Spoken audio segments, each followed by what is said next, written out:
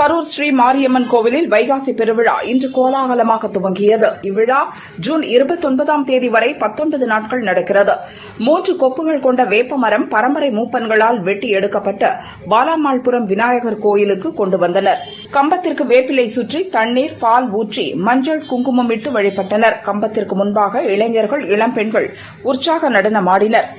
ஜவஹர் பஜார் கடைவீதி வழியாக கோயிலுக்கு கம்பம் ஊர்வலமாக எடுத்துச் சென்றனர். வழிநெடுகிலும் பக்தர்கள் காத்திருந்து கம்பத்தை வழிபட்டனர்.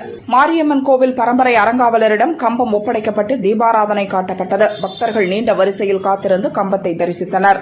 தொடர்ந்து கோயிலில் இருந்து கம்பத்தை அமராவதி ஆற்றிற்கு எடுத்துச் சென்று சிறப்பு பூஜைகள் செய்து மீண்டும் கோயிலுக்கு எடுத்து வந்து வழிபட்டனர்.